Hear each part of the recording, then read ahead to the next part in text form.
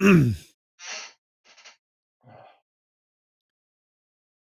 I'm Let's see. coming out to Wisconsin again this year, Chris, because I just was invited to attend the broadcaster clinic. Well, I know I'm on that. I'm on that committee. Oh, We had oh, that okay. Well, discussion. thank you, because So I yeah, we're really very excited. enjoy We're it. very excited to have you there. I'll tell you that.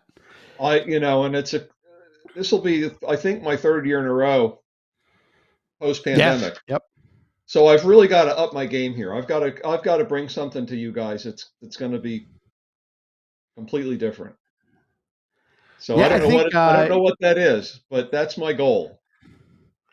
Yeah, we were just talking about that. I think Kirk, you might be doing one. I think I'm going to be doing one on EAS, and so yeah, it should be good. Should be good. You weren't in town for the state leadership conference by any chance, were you, Chris? You're in I was DC? not. No. Yeah. No. Michelle Vetterkind was here. Oh, I love Good. Michelle. Yeah.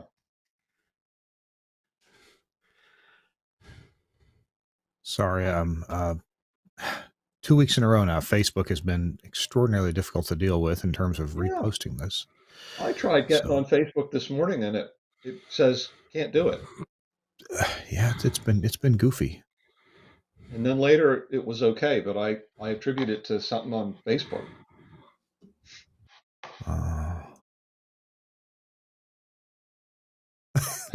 Who knows? How's that?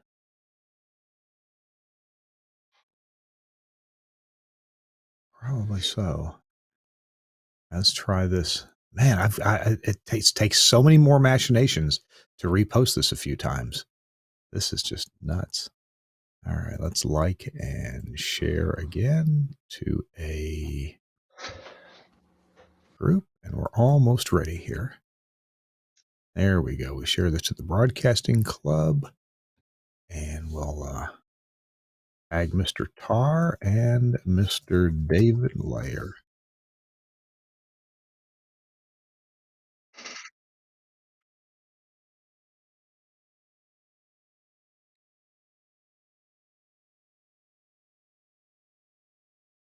Lots of videos. I don't. Well, when it loads on my computer, it's loading a lot of code. So I mean, I would imagine each page that I load is over a megabit of text and code. I could be wrong, but it just seems like it loads a lot. But sometimes I post something and it just spins and spins and spins. It actually typically has posted, even though my browser doesn't know it got posted. So there's a little bit of a communication feedback problem there, I think. What do I know, though? All right. It is top of the hour. And so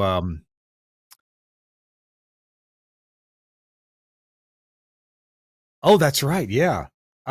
You know what? There's plenty of pictures of David online. So why don't I pick one online where he's looking tanned and toned and ready to go? Thank you. Yeah, you know, some of our guests have no online presence, but there's plenty of pictures of David doing his public facing job. So that's good. Good. Let me bring up one more thing on my screen. Nautel.com/NAB. The NUG and the technology training course afterwards. Okay, good. And during our first commercial break, I will scoot out of my chair and go get the usual props that I need for later in the show. Chris, are you in a position to talk about Angry Audio C stuff? Yes, I am. Okay, awesome. Good. Well, I mean, if you're on the show, I like you to talk about that, unless you have some different direction from Mr. Dosh. Yeah, I mean, he kind of throws some things out to talk about. I can mix it up a little bit. I mean, if you have an instruction that overrides my request, that's fine. Yeah, no, I mean, it's pretty loose. Okay, good deal. All righty, here we go with episode 635. I think I've got my talking points from our guest in front of me or close. Yes, I do. Good deal. Right next door. Okay. All right, here we go. Hey, everybody on the network. Glad you're here. You've seen us making the sausage here. We're getting ready to present our final product, or our finished product this week in Radio Tech. It'll be episode 635 from March 9th, 2023. And the gang's all here, so make sure I'm not going to overload the mic process here. All right. Here we go in 3, 2. Hey, welcome into This Week in Radio Tech, the show where we talk about everything from the microphone to that light bulb from the top of the tower. I'm Kirk Harnack, your host, here in the Telos Alliance Studios in Nashville, Tennessee. It's my home, it's my office, and I'm delighted to be here. Although, I got to tell you, next week, our show will be coming to you from New York City. So watch out for that. And I really appreciate the folks at Cumulus for giving us a place to meet and do the show from. But it's not about me. We've got a co-host here and a guest that you're going to want to hear from. First of all, let's check in with our co-host, Chris Tarr in Mukwonago, Wisconsin. Chris, good to see you.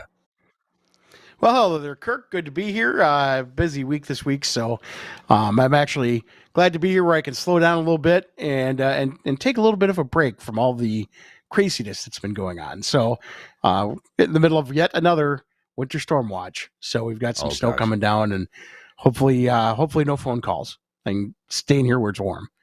Yeah. And I know you've been out and about doing so many things. You had some projects from last time that we got together, and maybe when things settle down, you can share with us pictures and video and stories of what you've had to work on. Because what I find is, Chris, that if Chris Tarr is working on it, probably other people are too. You seem to have a lot of the typical challenges that engineers have. Oh, sure. Yeah. Translators, FM, AM, STL, studios, you name it. I do it. So, it just, just like everybody else, I kind of get these, I'm kind of a slave to tower climbers. So I'll have like a bunch of stuff going on where there's, it's just basically sitting around waiting and doing office work. And all of a sudden, tower climbers are available. Let's do 7 projects and get it all out while I can. So, so it's been a busy streak. Now I'm on a little bit of a down streak. I think tomorrow, next week, it's going to pick up a little bit more again.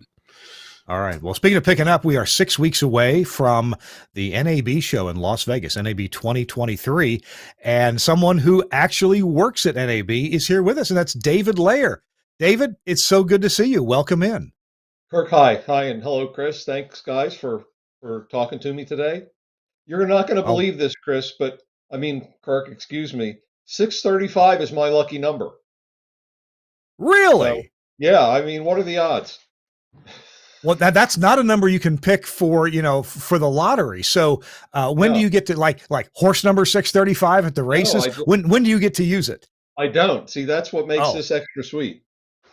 So, well, we'll try to make it. We'll try to make this.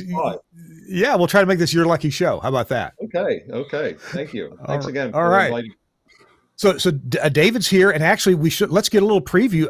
David, tell us about your job. You're involved with advanced technology at the NAB. So you're kind of right at the cutting edge of what companies, people who are members of NAB, manufacturers, what they're doing. What are a couple things that you find attractive or that you get to work on, and give us a little preview before we get into the meat and potatoes of our show. Sure, and it's a great place to be, and it's hard to believe this is my 28th year at NAB, and for a long time I recognized the cool thing about working for a trade association, especially one, especially NAB, which if I do say so myself, I think we're a pretty darn good trade association, is we're really at the focal point of an industry, and I've been doing, we have the show. I mean, that's one of the things I work on every year is the show. That's kind of an all hands on deck activity. We have Pilot, which is our innovation initiative.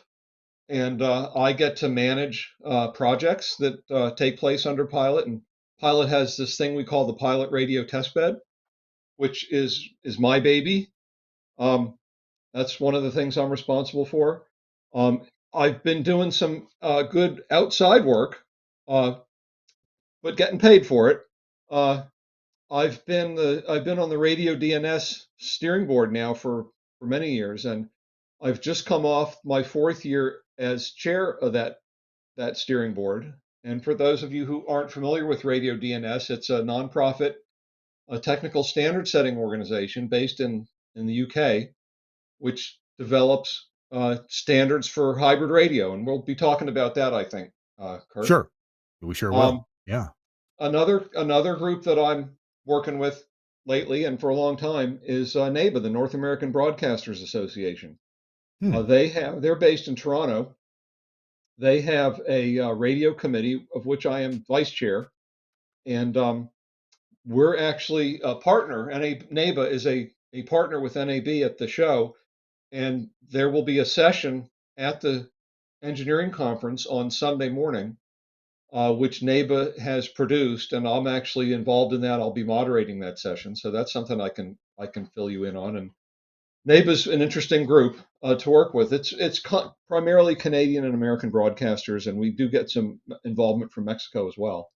Hmm. And within NEB itself, I mentioned that I do show work. I have been intimately involved in what we call our auto initiative for a number of years. Yeah. And that has been, that's been one of my best gigs, I have to say, because it's taken me to auto shows, and I love cars. I own a 2006 Chevy Corvette, and which I only bought 4 years ago, but it's a really fun toy to have. And so being part of the auto initiative has given me an opportunity to hobnob with the auto folks, and I hope make a difference for what we're trying to accomplish. Um, so I don't know. Oh, That's a lot right there. Maybe I ought to just all stop talking now.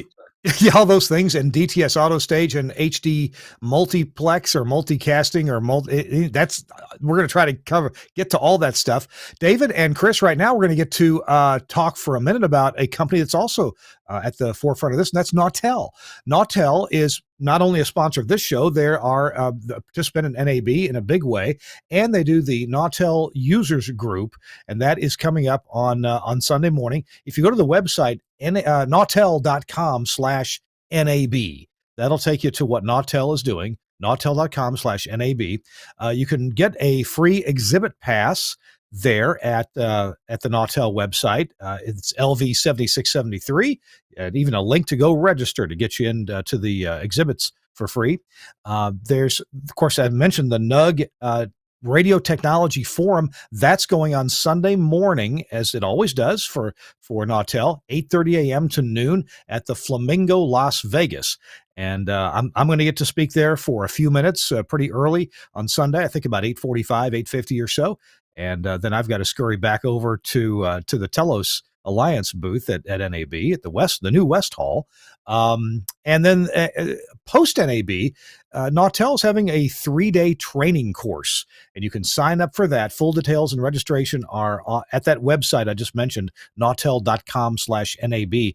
3 days, the April 24, 25, 26, for a very intensive training course. Learn all about Nautel transmitters and the technologies that they're putting into use, especially with this HD multicasting. You can learn about that, and that's pretty slick as well. So check it out, nautel.com/NAB. And I look forward to seeing you there.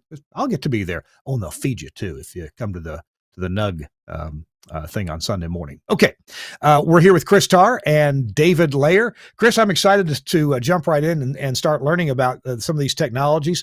David, I'm not sure what you want to hit first. We do have some photos to get through, and I think maybe David, you do have quite a few photos. Maybe we ought to start hitting those first, and then Okay. fill in our other topics after that. Let me provide a little background. I Sure. think that's a great idea. Yeah. We had something in DC 2 weeks ago now, I guess. It was called the State Leadership Conference, SLC for short. And it's one of our 3 main events. We have the NAB show, of course, in April. We have NAB show New York in October. Mm-hmm. And then we have the State Leadership Conference, which is different. It's not an open to the public kind of an event. It's primarily exists for state broadcaster associations to meet together, to meet with us, and we spend a day with them, and then they are just deployed onto Capitol Hill, and they go and talk to their senators and Congress people um, about issues that are of importance to broadcasters. And this year's event was extra cool, I think, because number one, we had great turnout, and this is really the best turnout by far since the pandemic. I think this is only our second try now since the pandemic. Obviously, we didn't hold the event at the peak. Um, so I think the number I read was 560 attendees, which is a good number. The other cool thing though is the event was held at a baseball stadium. Hmm. NAB is a block from Nationals Park, and it turns out, like on the suite level of the stadium, there are some conference room areas, and that's where the program was held at Nationals Park. They also have a club for receptions and things, and we held a reception there in the evening. And the way this ties in the best, Kirk, to what we're talking about is during the reception, we demonstrated a couple vehicles that have the DTS auto stage technology, and that's the meat of the photos that I'll be showing you here in just a moment. Gotcha. Okay. All right. Well, So, if Suncast is ready and if you're ready, David, we could start with the first yeah, picture. let's go ahead and start. So this is a picture from the event. You see me, I'm wearing the red baseball hat, and you all, thanks for indulging me because this was such a cool event. I love sharing pictures of it. Um, we had encouraged attendees to wear some sporting attire because of the location in the ballpark there. And to my right is Sam Atheny, our CTO. He's wearing a jersey from ECU, his alma mater. Hmm. Um, Next to Sam is Dave Samtrella, who is our joint board chair. He's the CEO of Salem Media. To his right is April Carty Sip. She's the EVP of Industry Affairs at NAB, and she is also manages our auto committee. We have an auto committee which is comprised of board members, chaired by Ginny Morris of Hubbard. Um, and this panel that you see here convened at the SLC was to talk about our auto initiative. And then, last but not least, to my left is a guy named Manny Centeno who works for FEMA. So this was our panel. Uh, each of us, it was only a 30-minute panel, so we didn't talk for a whole heck of a long time. Uh, the thing that I talked about was AM radio and the issues surrounding use of AM in electric vehicles, and I'll talk about that again shortly, I suspect. Let's go to the next picture. Just going to fly through some of these. This is a zoom out of the room. It was interesting. We actually had two rooms, and we had a stage on each one, and we would cut back and forth between the two stages so that everybody felt like they were in the place to be. And it's cool because the stadium is just totally wired for video and audio. So this was a very easy um, setup to pull off. And you can see if you look in the foreground there, you see a placard which says California. Well, that's how the room is organized. Each state has a table Ah. with a flag on it. So it's really fun. Mhm. It's kind of like a political convention. So let's go to the next picture, please. This is just more of us. I'm talking there on the panel. Next slide.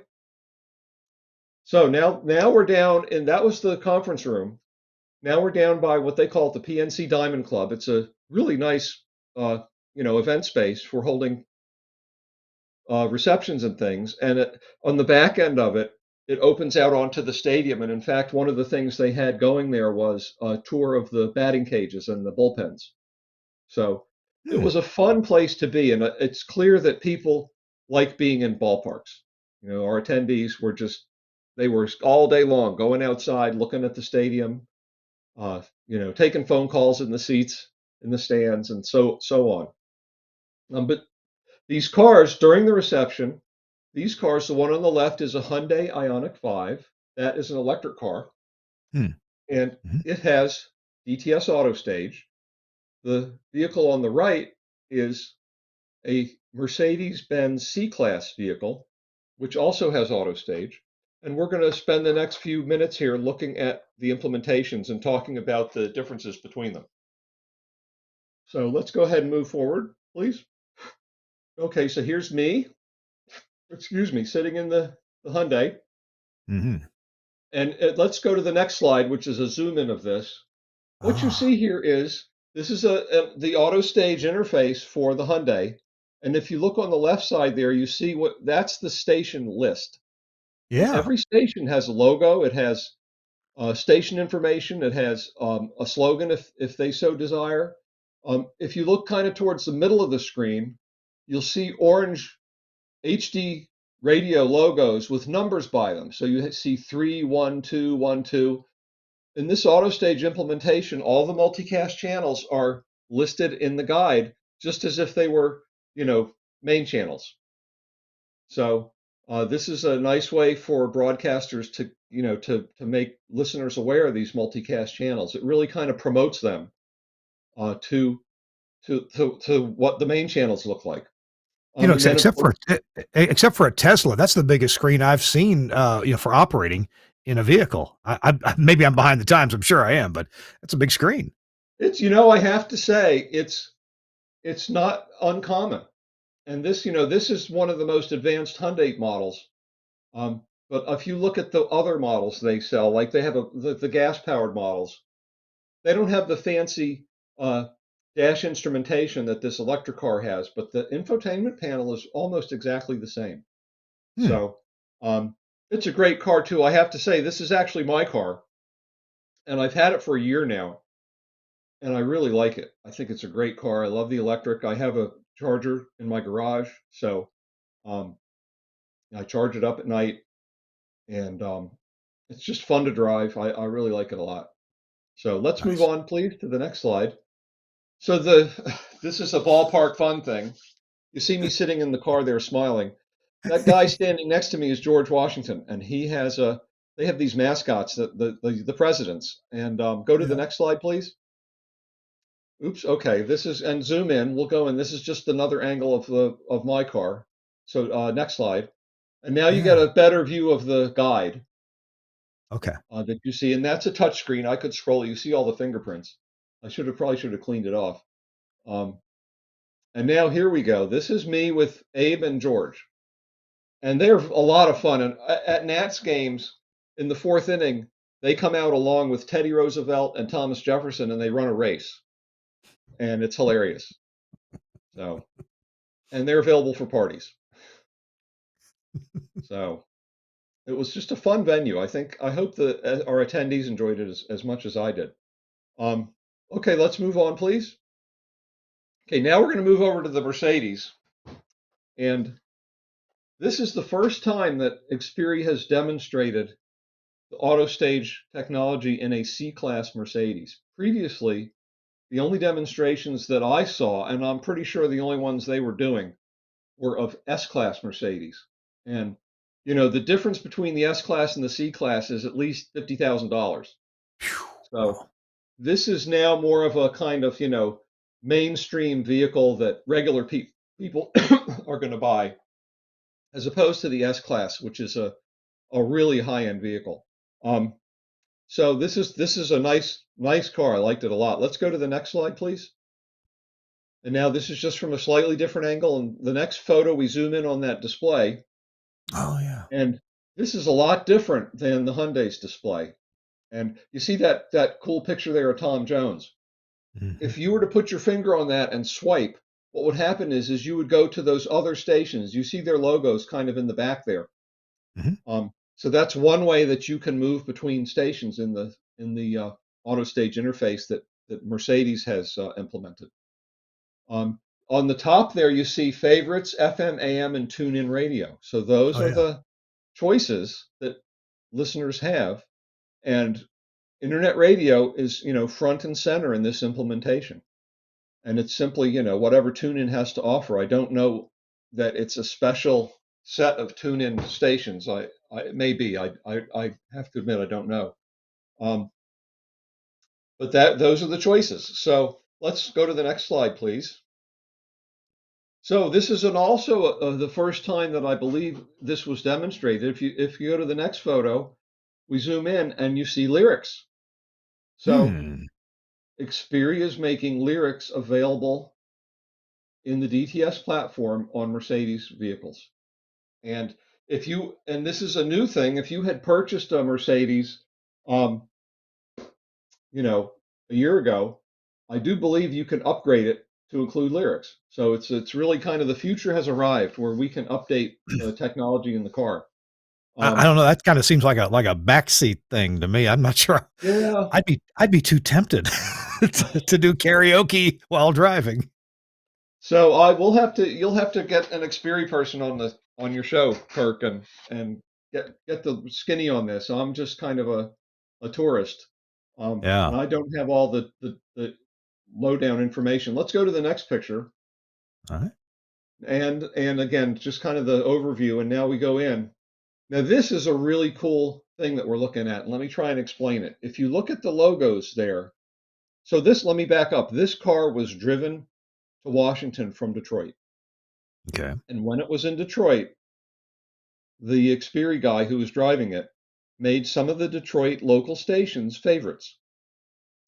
And then he drove to DC. Of course, he can't receive those stations in DC, but because he'd made them favorites in Detroit, he has the ability to stream those stations while he's here in Washington. Oh, how cool is that? And it's only those stations. So it's not like he can, of course, TuneIn is there. So to the extent that TuneIn has stations from other markets, I suppose you can do that. But as far as the radio tuner, the hybrid radio features go, you have to make the station a favorite when you're actually receiving it in order for it to stay in favorites and be available as a stream. And this doesn't depend upon Apple CarPlay or Android Auto. That this is part of the radio's functionality, right? That's right. And in fact, with CarPlay and Android Auto, those are what we call projection technologies because Mm-hmm. you're just projecting what's in your phone onto the car display. There's no interaction between the tuner and the phone.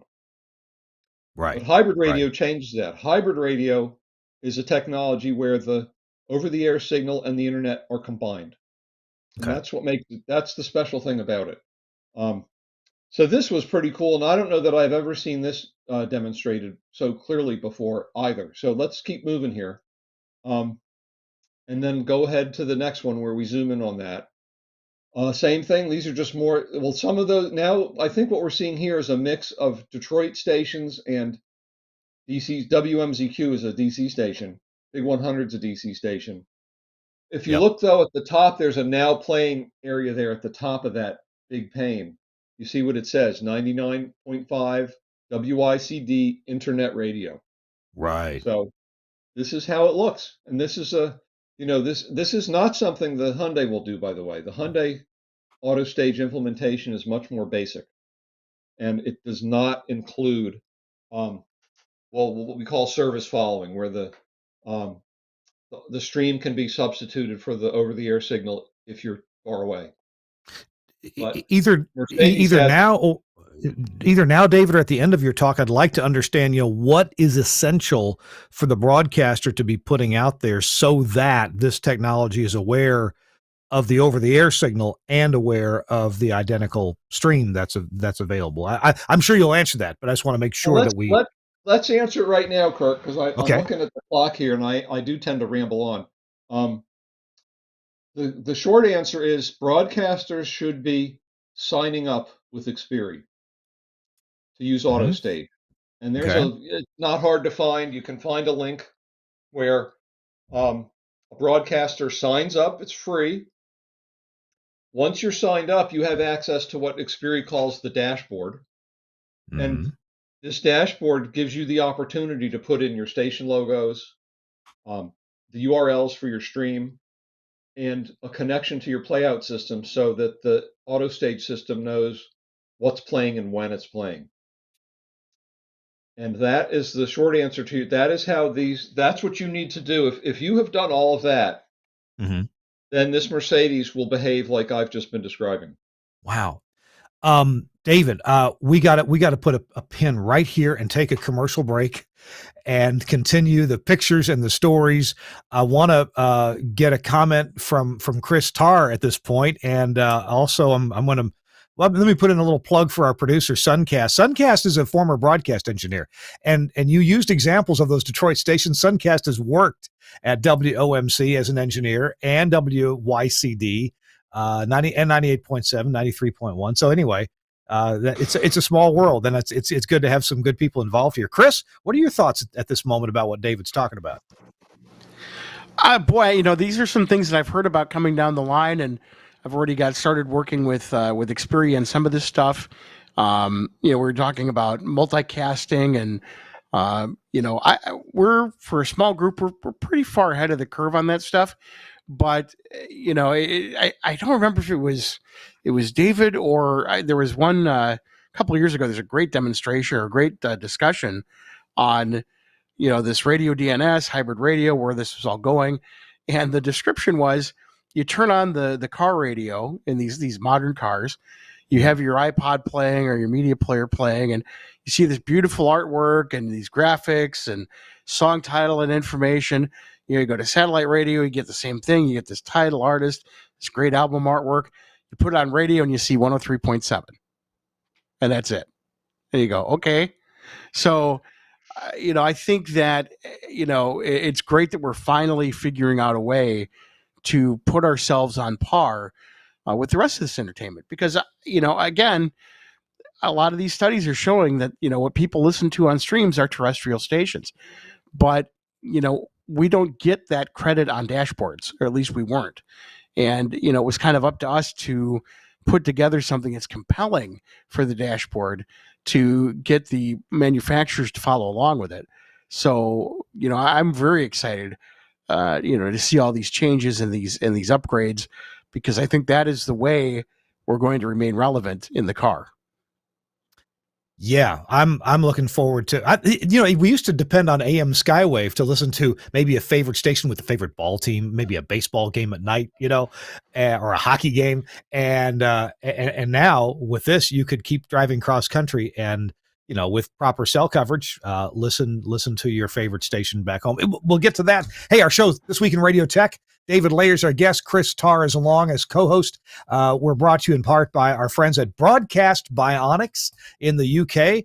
But even though they're in the UK, they get radio all around the world. They know what hosts, co-hosts, morning shows, afternoon shows, overnight. They know what's important to surface, to bring forth to the announcers on the air. Even if you're voice tracked, the folks at Broadcast Bionics really help you make better radio in terms of content and in terms of technical stuff. So we're going to hear from Broadcast Bionics in the Bionics studio. We'll be right back.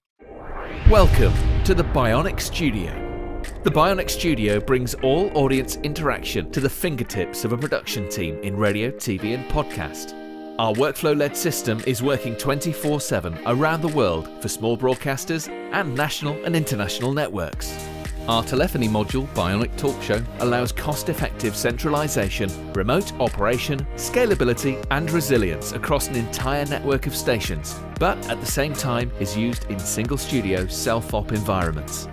Social media curation and activity is now considered a broadcast-critical part of programming. Bionic Social means the studio isn't overwhelmed with a wall of interaction from an ever-growing number of social platforms. We combine SMS, MMS, and email, together with a speech-to-text service for listeners using smart speakers. We enable studio teams to curate, filter, and display all platforms in one place, and post text, images, and video content to multiple platforms in one operation.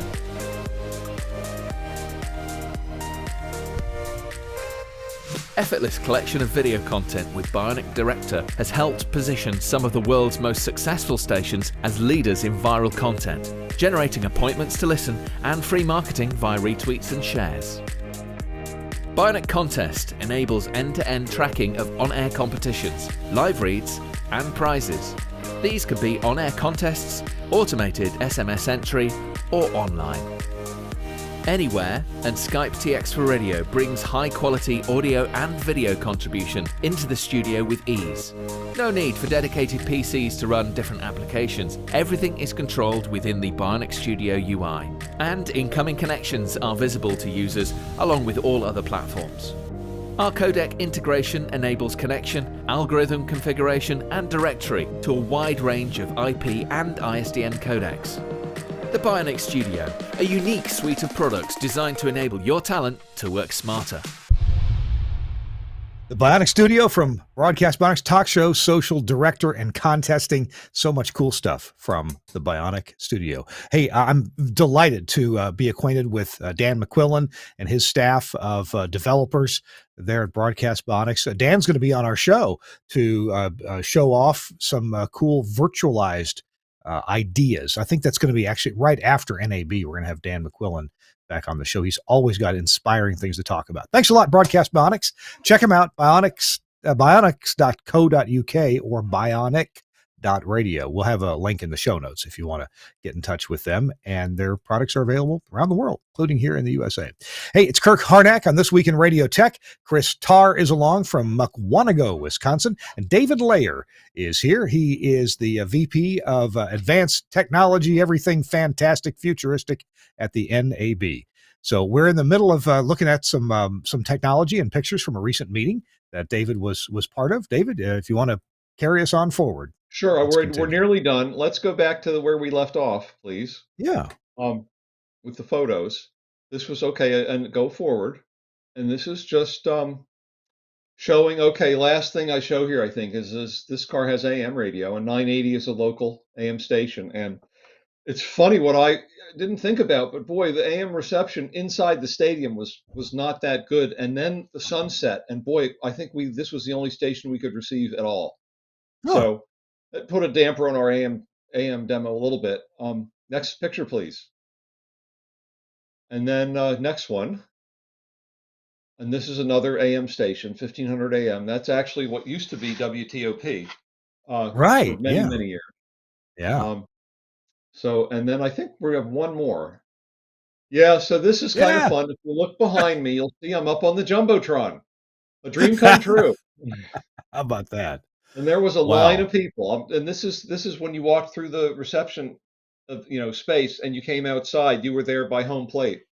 And they had a camera set up and people were lined up to get immortalized up on the Jumbotron. That's awesome. So, and big NAB logos too, yeah. Yeah, it was fun. Field. And so that's it for my photos. And it was fun. It's fun to talk about SLC because it's really a good and meaningful event. And I was a little skeptical when they said they were doing it in the ballpark, but no pun intended, it was a home run.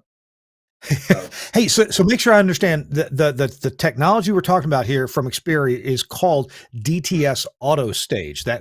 That's this thing that can give you over the air or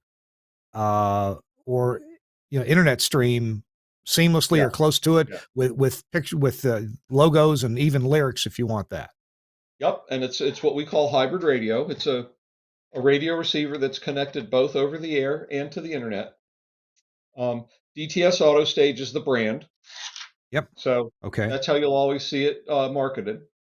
Okay. Now at the show this year, my understanding is that what Xperi is going to be talking about is this dashboard that I mentioned a moment ago. Mm-hmm.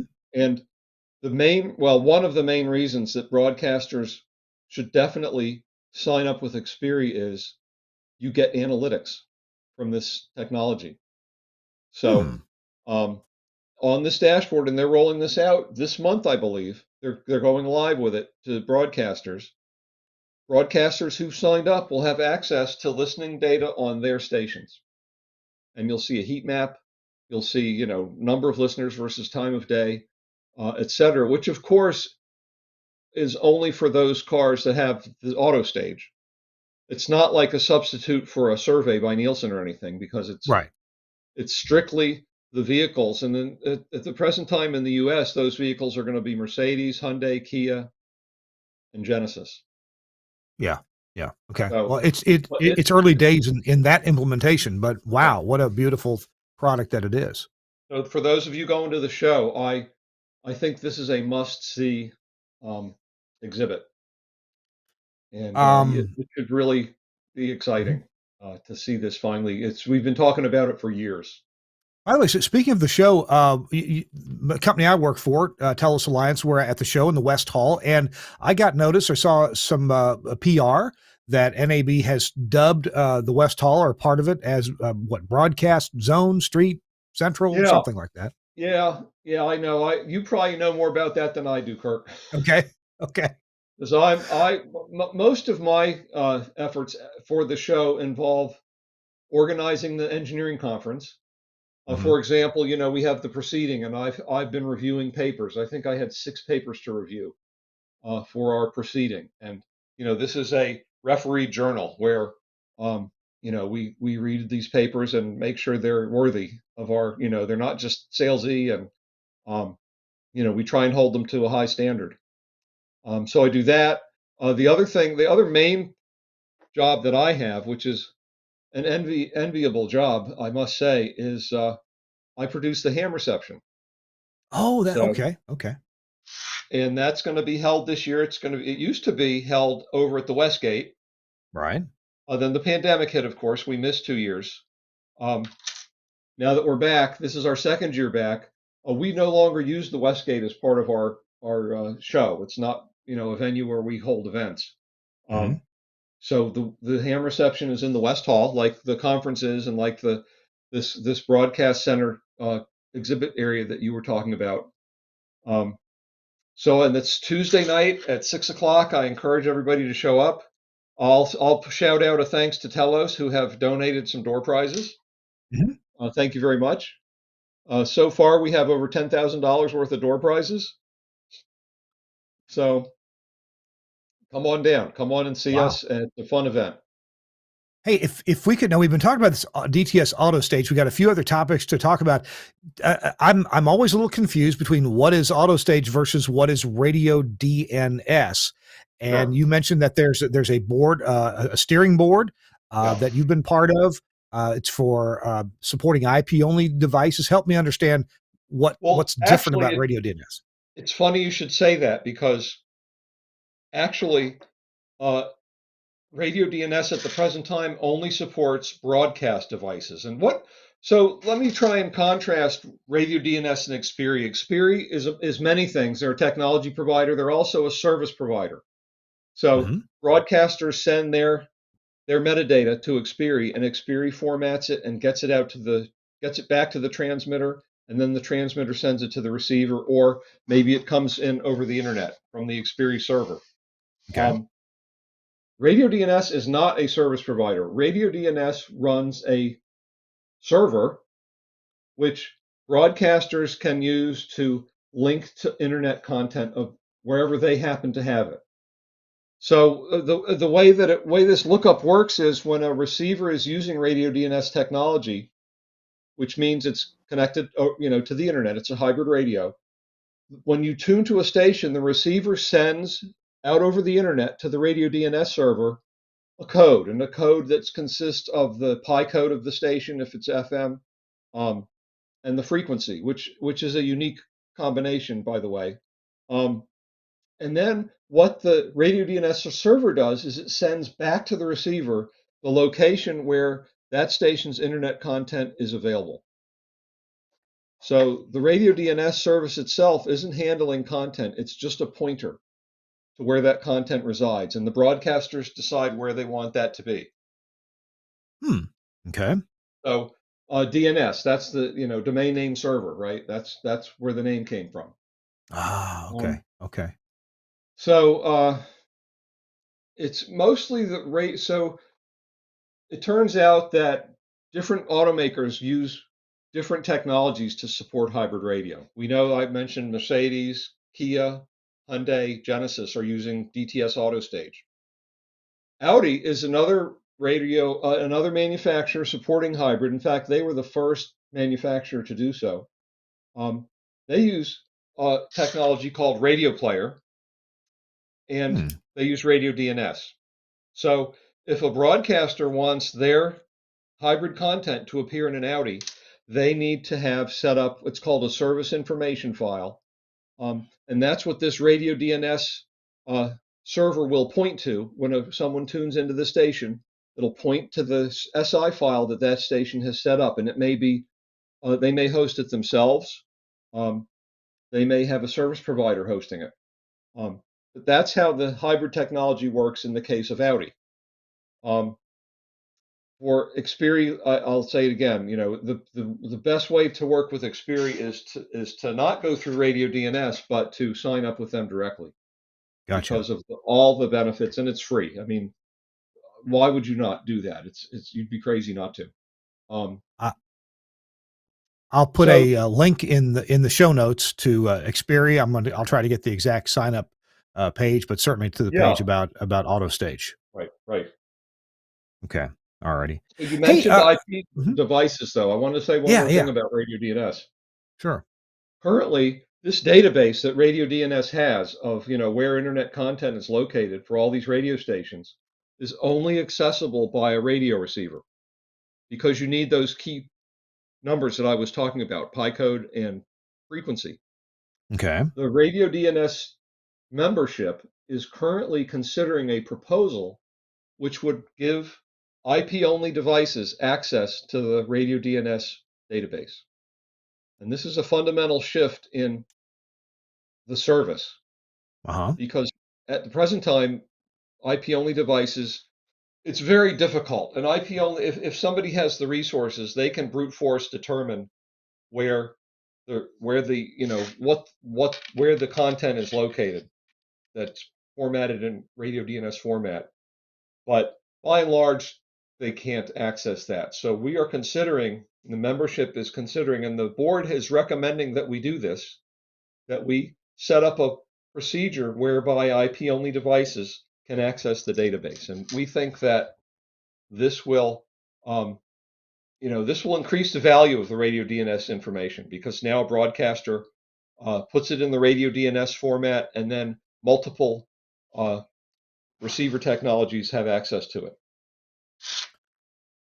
I think dovetailing real well is one of the topics that you put on your list that we should talk about, but this seems like to me like a great time to talk about it. And that is the importance of broadcasters paying attention to their metadata, that it works well, that it's formatted correctly, and then sent to some of these important places, not just to your RDS encoder and not just to your streaming provider, but maybe some other places as well. Can you talk about that? Metadata to a lot of broadcasters seems like a very secondary or tertiary level of importance. But if we want to be there, be a player amongst our competitors now, which all have metadata, it does seem very important to get done. Would you talk to us about that? Very important. And in fact, I mentioned that NABA, the North American Broadcasters Association, is a partner at the NAB Show Engineering Conference. And the session that NABA is hosting is called Hybrid Radio. It's all about the metadata. And we are going to be talking about a new document that NABA will be releasing at the show called NABA Insights on Hybrid Radio and Metadata for Broadcasters. And it talks about, how it works, why it's important. There's a list of existing service providers. So that's a resource that NABA is making available to broadcasters about metadata. It couldn't be more important for broadcasters to get on board with providing good metadata. And Xperi makes it pretty easy. And if you think back to those pictures we looked at, if I had scrolled through the station list, what you would have noticed is nearly every station had a logo and some information about it. And that is a level of consistency that I would have thought impossible in local radio, because the problem is and this is an issue with the radio DNS method of populating the metadata, is only the stations that are doing it are going to show up. Okay. And I can tell you, I have done, I don't have an Audi with hybrid radio, but I've test driven one in our market here in DC. And I can tell you, when you scroll through the station guide, it's kind of paltry, the number of stations which are actually providing the metadata, and it does not reflect well on local radio.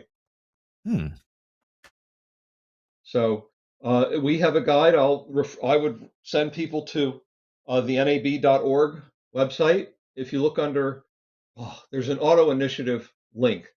I think it's under Mhm. innovation is the main link, and then there's an auto initiative. We have a document that we put together. It's called Best Practices for the Digital Dashboard. And again, it's not, it's different than the NABA document, but it has a lot of the same information, and it's emphasizing to broadcasters the importance of doing this. It's not something. It should not be optional. Your audio program isn't optional, and the metadata shouldn't be optional either. Yeah. Yeah. That's a good way to say it. That the metadata now is as important as your audio, because it provides that contextual information that people are looking for. They glance their eyes over if they're driving, glance their eyes, they expect to see something. That's Well, and you mentioned the display in the Hyundai and the Mercedes display is even more impressive. mm, That is becoming the norm. I was at the LA Auto Show in last November, and I can tell you that's what auto manufacturers are putting in their vehicles. They're putting in big, colorful touchscreen displays, and they look awfully empty when a broadcaster isn't providing any metadata. Gotcha. Gotcha. Hey, we're talking to David Layer. David is Vice President of Advanced Technology Initiatives at the NAB. He's going to be at the NAB show. He has a big part in choosing, what happens at the NAB show and coordinating different things there, including something that Chris Tarr and I both love, and that is the ham reception. And no, it's not food. Well, they do have food, a little bit of food, but it's for ham radio operators. It's for us amateur radio guys to get together. Hey, Chris, I forgot to ask, Chris, are you going to be able to make it out to NAB this year? Nope, not this year. Got too much going on. A lot of projects happening right now. Well, at the ham reception, I'll pick up a ticket for you. I'll just say, hey, I'm Chris Tarr's proxy, and I'll get you a ticket. There you go. And if yours wins, you and I can talk about how much you'll need to pay me for the prize. I knew there was a catch somewhere in there. No, I'd give it to you. Oh my gosh. I've had people leave and give me their tickets and they won something. Of course, I had to go chase them down the next day. Look what you won, 800 feet of coax. Or something Great. Cool. Oh, hey, our show is brought to you in part by Broadcasters General Store, and one of the lines they represent is Henry Engineering. Now, we've had Hank Landsberg on the show before, and I need to bring Chris Tarr into this conversation. Chris, do you have a favorite Henry Engineering product, something that you just use, kind of by default order when you build a studio? Matchboxes are one for sure. Yeah, matchboxes. For sure. Yeah. And the Super Relay is one that I've really grown to appreciate. And of course, now they have the replacement for the Super Relay. I can't believe I can't remember what it's called. I've advertised it over and over again. I'm having a senior moment. The Super, what is it? Oh gosh, it lights up LED lights. It's Super Light. Thank you. Man, leave it to Suncast. Yes, here it is on their website. The LED tally light controller called the Super Light. Chris, there's something. Oh, yeah, the back UPS. That's a great thing. If you got a whole rack of gear on a UPS or several items, and you need to service that UPS, what do you do? Well, this UPS switcher that Hank makes will switch you back over to shore power. The back UPS fail-safe power switch, it'll switch you over while you're working on the UPS, because UPSs can fail too. In fact, I've probably had as many UPS failures as I have had power failures. Maybe I'm using the wrong UPSs. I don't know. But the other thing that Henry makes is their power clamp. And this is a really cool product. Let me see if I can get over to it here. And at the same time, let's see if Suncast can get over to here we go, the power clamp. We're coming up on thunderstorm lightning season for a lot of us in the US. And the power clamp prevents lightning damage. It improves your system reliability. It helps you stay on the air with power clamp surge suppressors. Now, these are not your ordinary surge suppressors. Of course not, because Hank Landsberg's got his name on these things. The power clamp TVS units should be installed at transmitter sites and at studio locations to prevent power line problems from causing you malfunctions and damage to your audio and or video equipment. They have a Series 80 and a Series 200, two different sizes, for different size installations. These are available for three-phase power as well as single-phase power. And I want to tell you a couple of, you don't realize always what a surge suppressor does for you. You don't know that your equipment's been saved, right? Well, let me tell you a couple of testimonials. Tom Koza, I've met Tom. What a great engineer. And his son is taking over a lot of the engineering duties now. But at K-Power, KPWR in Los Angeles, Tom, now this was a few years ago, but Tom wrote, our CCA transmitter would occasionally trip breakers and go off the air without any obvious cause. Tom says I had installed a power clamp at KWVE a few years earlier, and then they had a similar problem, so he put one at K-Power, KPWR.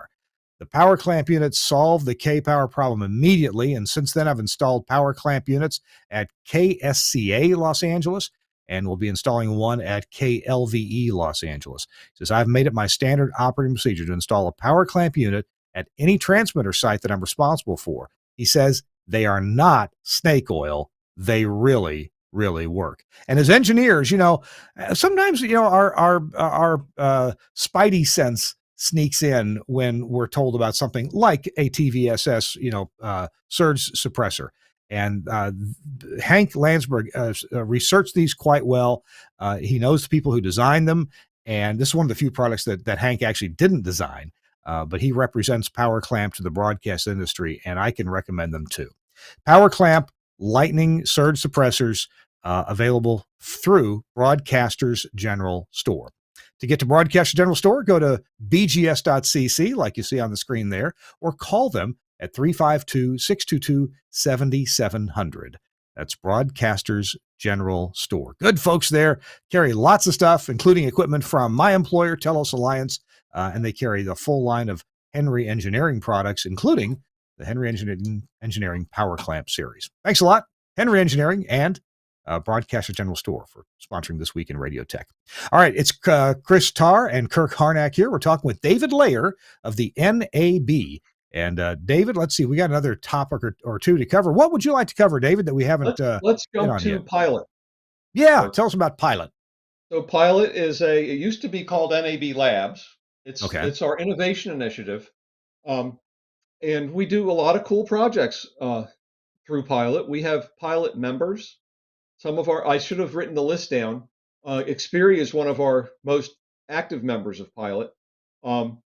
We have digital companies like Facebook and Google, I believe, are members. And there's a lot of digital work going on within Pilot. You may have read about a project that NAB is involved in with an international group of broadcasters and companies to help improve the radio experience on the Android Automotive platform. Not to be confused with Android Auto. Oh, okay. Android Automotive is an operating system that many cars are going to, and the early implementations, were really lacking in good radio features. So that was a very ambitious project that Pilot has been involved in. It's ongoing. It's my colleague John Clark is the guy who is the executive director of Pilot, and you should, if you haven't already, Kirk, you should really have him on as a guest. Yeah, that sounds good. I'm writing his name down right now, John about Clark. Pilot. Mm-hmm. I'm just kind of a tourist. But there's a couple things I want to mention about Pilot relating to the show. One of the projects that's been undertaken by Pilot is development of what we call the Broadcast Positioning System. And it makes use of ATSC3 signals to provide a GPS substitute for positioning. Okay. And it's something that can be used as a backup, for example. And this is something that people who use GPS care about. They want some redundancy, and the Broadcast Positioning System, or BPS, is designed to provide that. So that work's been spearheaded by my colleague Tariq Mondal, He's another NAB technology staffer. He will be talking about that at the show on Saturday at 3 o'clock. So um, I think you all would be, your viewers would be well advised to check that out. It's pretty exciting development from Pilot. Uh-huh. The other show related thing I'll mention about Pilot um, is the Innovation Challenge. It's a contest, if you will, to showcase emerging products or prototypes that are poised to help broadcasters, rise to some of their key challenges and in the coming years. And we've been doing it for a number of years. The winners for this year's challenge will be announced in just about 2 weeks. Hmm. And at the show on Monday at 4:20, those winners will be giving presentations about their technology. So, Hmm. um, and they'll also be, I believe, they get a stand in the Futures Park area of the exhibit. Um, it's a pretty cool honor for the companies. NAB flies them out to the show, um, and that's another thing that Pilot is involved in and has been doing now for a while. Those are fantastic things. I found a paper from 2 years ago about this broadcast positioning system. I will provide a link to that in the show notes. And thanks for the tip on John Clark. I just looked him up, and we'll ask John to be on the Yeah, show. Either we'll catch him at NAB, or yeah. we'll get him after the And NAB there's show. actually two presentations about BPS at the show, Okay. and they're consecutive. Hmm. So if you're there for one, you can just hang around and see the other. And they're with different companies, NAB and other companies, because we have partners who are actually developing prototypes and stuff. Okay. So All right. that's pretty cool. That's one of the coolest things I dare say that has come out of Pilot um, in the last couple of years. Hey, I'm one jealous. more. I wish it was my project. What another quick topic or question before we get to our last break and then our tip of the week? How are you seeing ATSC 3.0? And we've talked to Mark Aitken on the show a couple of years ago, but how are you seeing ATSC dovetail in with the interest of radio broadcasters? Well, it just so happens that I have some notes here. I wrote that down. Hmm. Oh shoot, I didn't put the day. There is a presentation by One Media, and I think that it's on Sunday, Hmm. um, about using ATSC3 for audio service delivery. Right. And this is I mentioned that I review papers for the proceedings, and this is actually one of the papers that I've reviewed.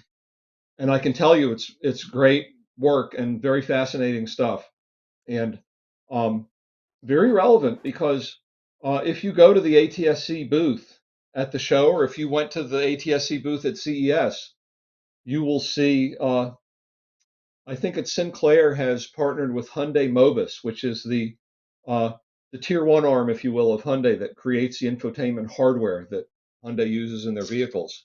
Hmm. I believe they've committed to putting ATSC 3.0 chips in radios. Wow. And Wow. and there's a project up in Michigan, and it should be easy to learn more about, um, where they're demonstrating seamless data broadcasting coverage through multiple service areas of ATSC3 signals. Kind of like cellular. I mean, it's how you drive through cellular service areas seamlessly, and it switches from one cell to the next. That's Hmm. the idea behind what Sinclair has been demonstrating up in Michigan. And I believe there's a station, I don't remember the call sign, that has set aside bandwidth for experimentation by auto companies and universities and whoever might have a good um, thing to test. So it's Interesting. nascent. It's nascent, but Hmm. it's ongoing work. And the audio service thing is really quite interesting. I think the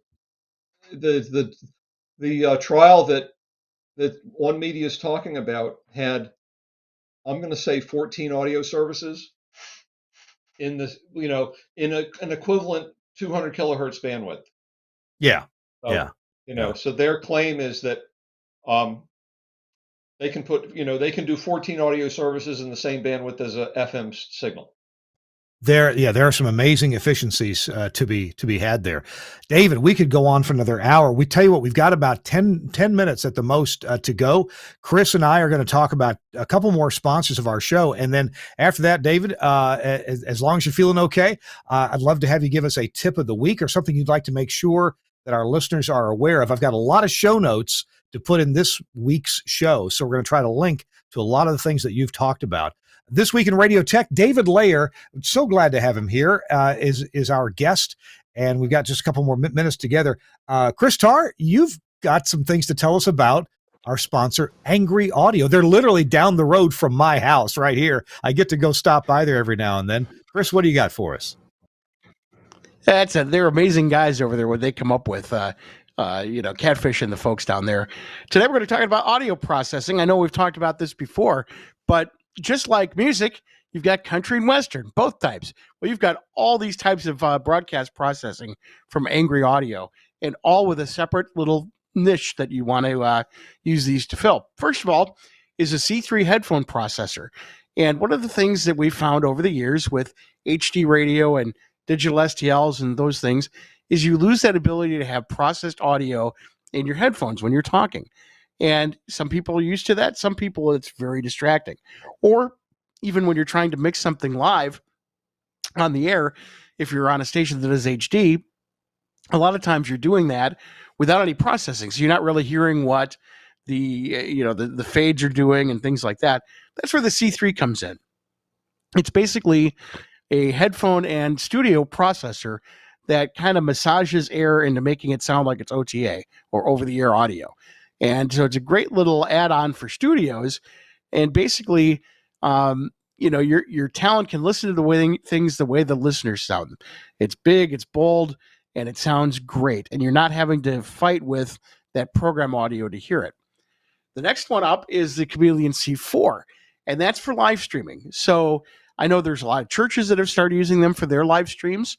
We have a lot of streamers that are using it. Basically, it's processing for streaming. And of course, when you're listening to streaming, you can get quiet stuff and loud stuff and stuff that's not real intelligible over the stream. The Chameleon C4 dresses that all up and makes it sound great. So whatever you're streaming, it's going to sound really good on the other end. It's going to be consistent, it's going to be clean, and it's going to sound fantastic with the Chameleon C4 live stream. Then, finally, another step up from there is the Chameleon C-Level. Now, we all know it's not very easy to get Arianes anymore. They're not making compellers anymore. There really isn't anything decent in the way of pre-processing. For example, in front of an STL or something like that, or just a way to, really get the sweet spot in your older processors. Those boxes don't exist anymore. C-Level has stepped in to do that. And basically, it makes your audio sound cleaner, more full, even a little tinge of analog sound to it. Corny Gould, the man, the myth, the legend, is behind the algorithms on the Audio Chameleon. And it will make new processors sound good. It'll make older processors sound phenomenal. You want to check this out. And it's also relatively inexpensive. So you're not having to give up a whole lot to get a whole lot to make your audio sound better on the air. That is the Chameleon C-Level. And finally, something you'll be seeing very soon is the Chameleon C5S, which is the software version of the Chameleon. That is, you can use that as a regular live stream processor with the software, or it also comes with a VST plugin, so you can use it in your favorite audio editing software. All of those things, you can check them out online at angryaudio.com.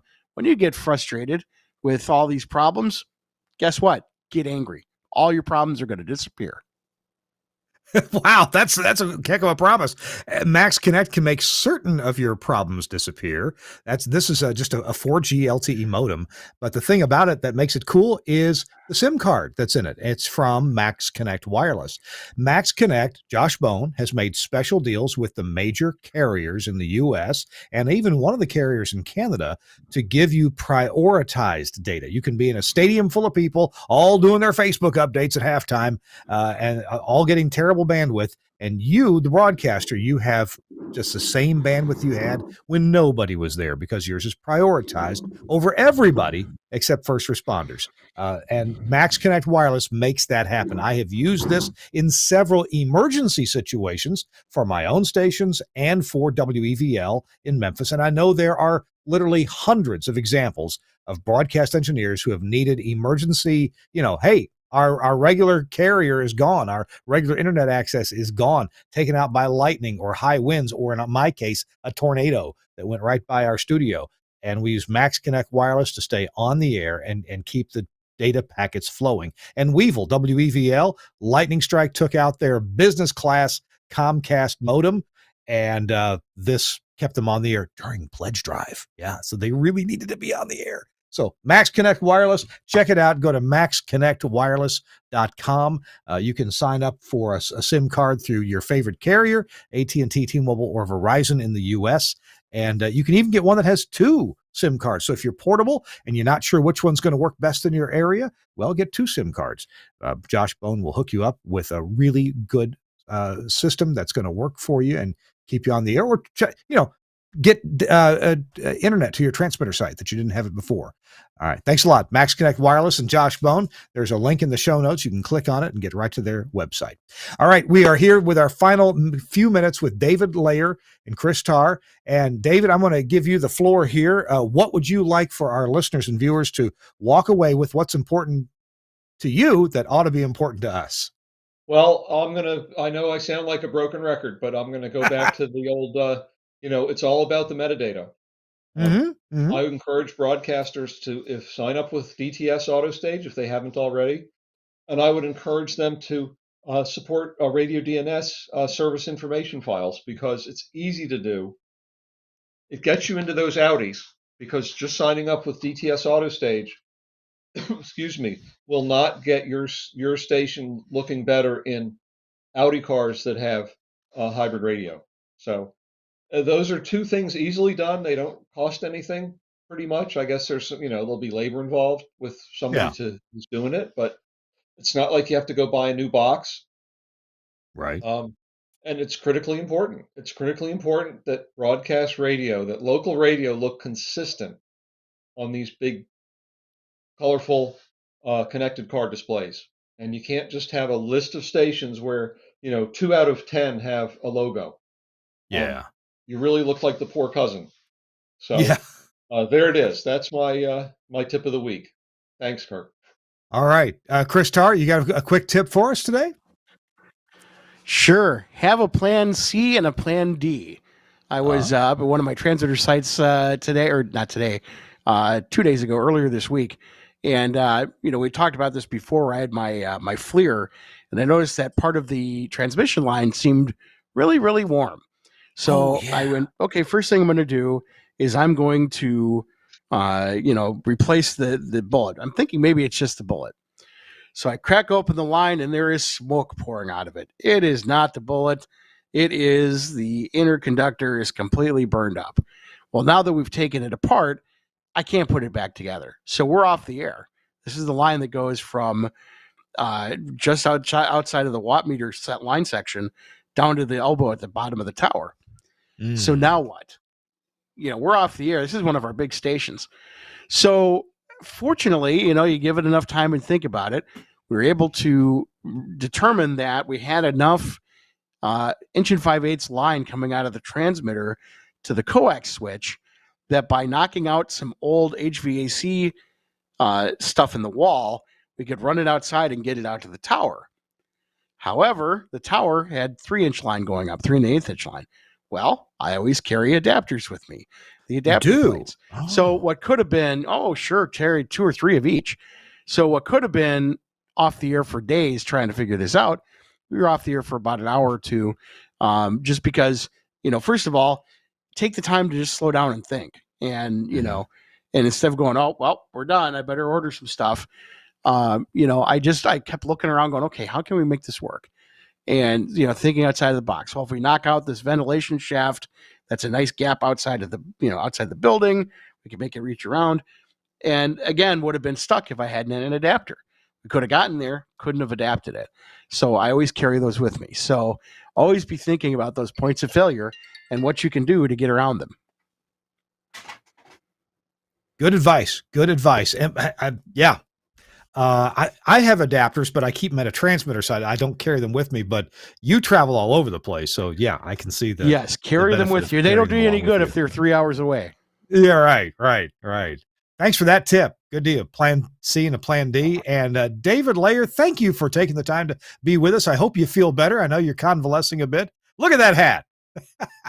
There we go. It's like I'm back at the ballpark.